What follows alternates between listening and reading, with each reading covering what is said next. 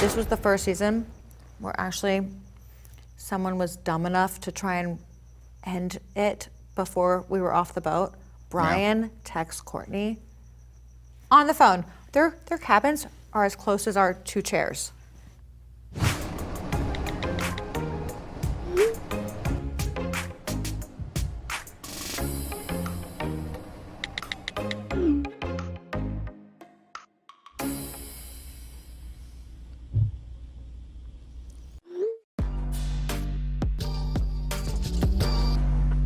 I was like, I'm blow drying my hair right now, like about to get off my break. And he's like, we're just having fun.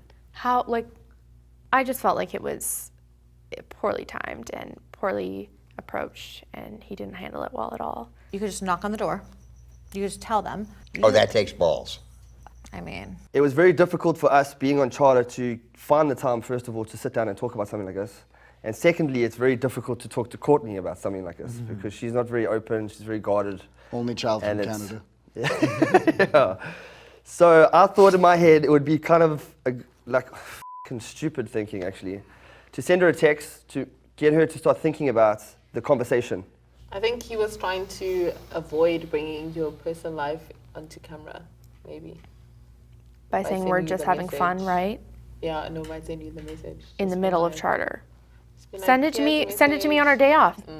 From what I had received from him up until that point, that text message was a complete 180.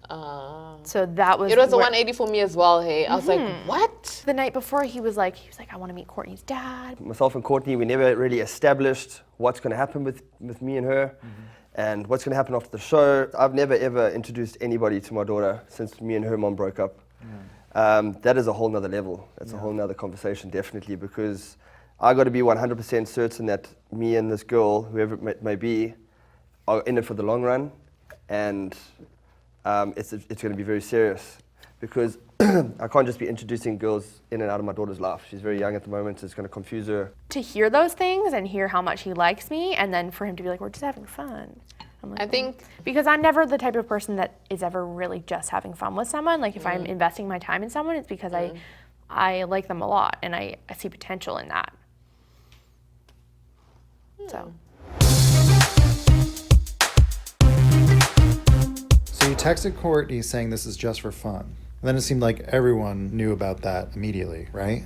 Yeah, that's where all hell broke loose on the show, because what kind of slapped me in the face is that the whole season, Tanner and Ashton were always trying to ask me, oh, what happened with Courtney? What happened with Courtney? You stepped on the bed last night. What happened? What happened? And I never said anything. Anything happened with you and Court?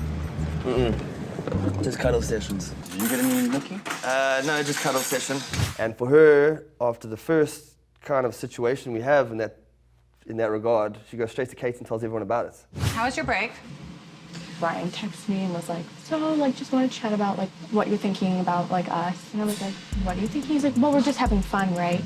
And I was like, He sent that to you via text? yeah. Awkward. I heard about it from Kevin. Yeah, Kevin kind of told me, like, you know what, That's Courtney how it's just spread told like everybody wildfire. about the text that you just sent her. And I was like, excuse me, that's very private.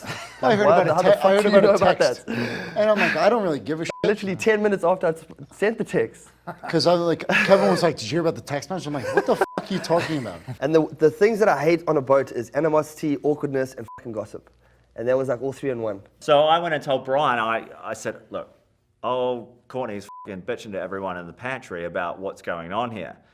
I was like, you need to go sort this out with Courtney like ASAP before it like spreads all over that you've done this like dirty dog act. Because first off, like it's gonna look like he's just been a dickhead and like should have went over, crossed the hall and said something face to face.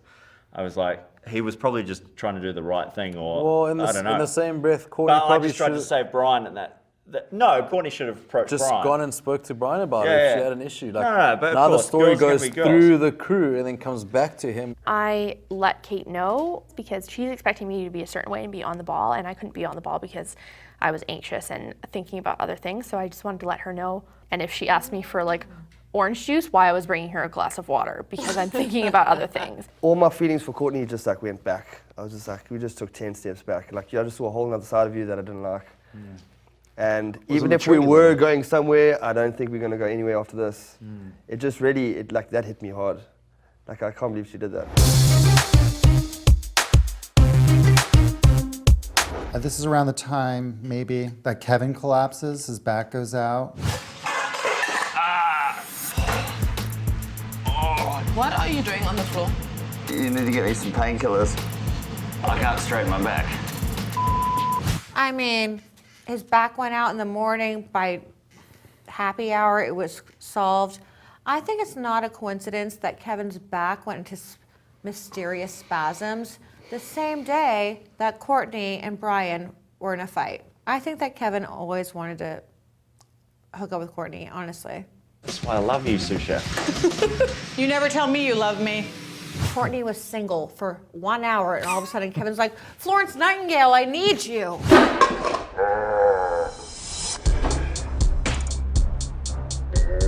He was laying on the floor like a psycho.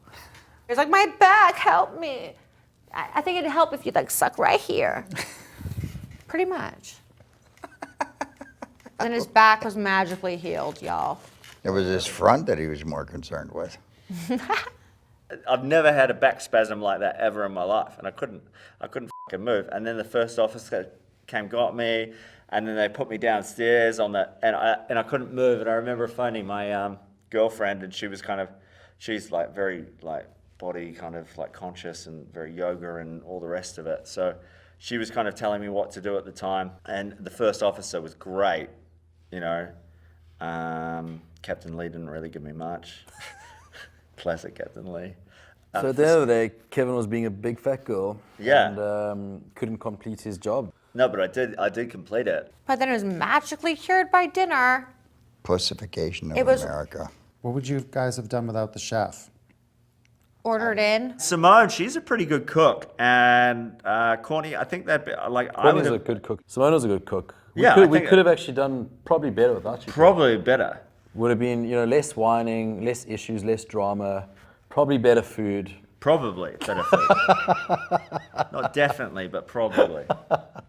Well, you were being so dramatic, so everybody else had to be Well, so I've just dramatic. never felt that pain before. It was almost like going through birth. No, Don't kidding. lie. I'm kidding, ladies. You felt that pain yesterday when you trained legs with me. Oh yeah, but not like. How not are your legs like- feeling, Kevin?